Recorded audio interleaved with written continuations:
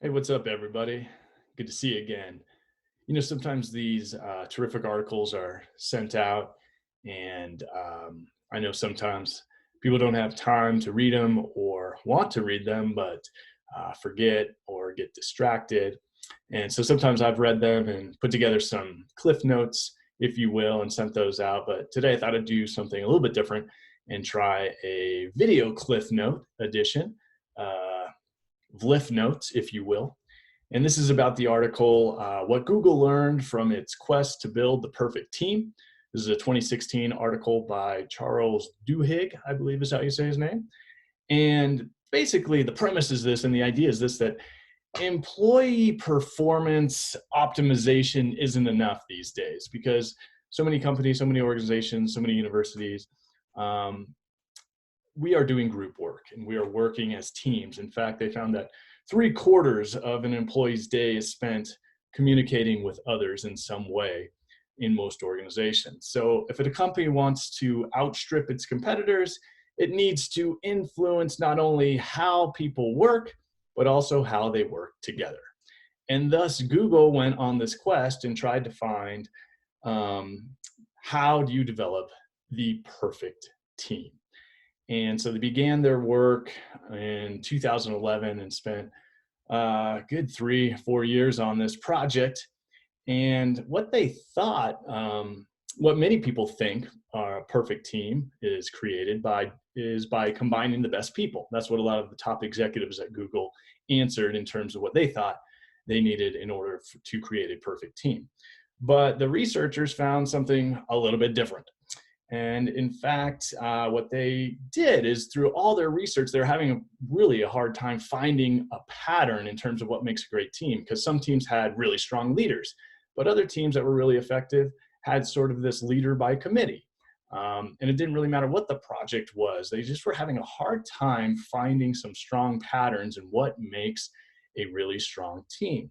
But one thing they did discover that was really vital was something called group norms. And group norms are defined as traditions, behavioral standards, and unwritten rules that govern how we function when we gather. And so these group norms are critical for a high functioning team. And so the people at Google, and also this article noted a 2008 study by some folks at Carnegie Mellon University, MIT, and Union College. And they were looking at something called a collective IQ that emerges within a team that is distinct from the smarts of a single member. In other words, the right norms could raise a group's collective intelligence. And so this was really interesting to see how a group collective intelligence grows as long as the group norms and the right group norms are in place. So this study also saw that two behaviors that all good teams generally shared. And this is really important. One is that members spoke in roughly the same proportion. Equality and distribution of conversational turn taking, which is really interesting and something really important to think about in terms of one of the group norms, is that each member gets to speak about the same amount in the long run. Also, the second one was high average social sensibility. So this is where team members were skilled at intuiting how others felt based on their tone of voice, their expressions, and other nonverbal clues. So these two factors, again, this equality and distribution of conversational turn taking and high average social sensitivity, were two behaviors that all good teams generally shared.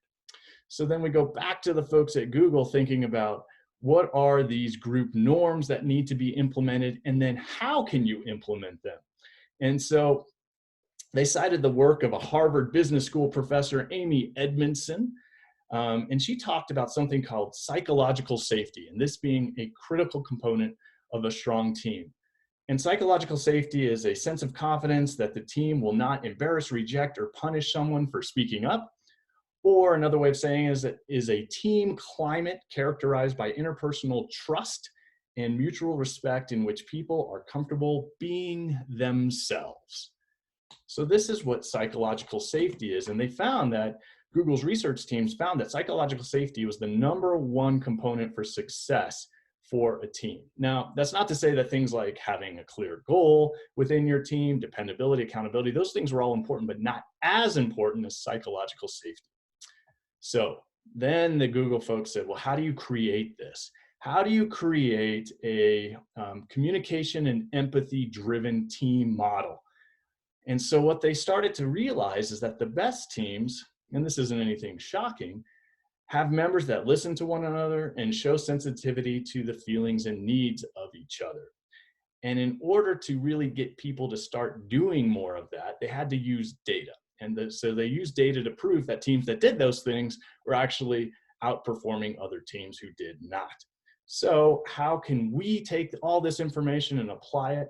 Well, one of the things that is important is that within our teams that we encourage emotional conversations and discussions of norms. What are our group norms when we are in a team? So discussing what those are, agreeing upon them, encouraging emotional conversations that lead to bonding and social sensitivity, and then again, keeping in mind the distribution of how much each team member gets to talk. So hopefully that was helpful to you. I found the article really interesting. And if you get a chance and you can read through it in its entirety, you'll certainly get more out of it than simply listening to this video cliff notes that I've put together. But if you like this and this ends up being helpful to you, perhaps I'll do some more of these. All right, good to talk to you and have a great day.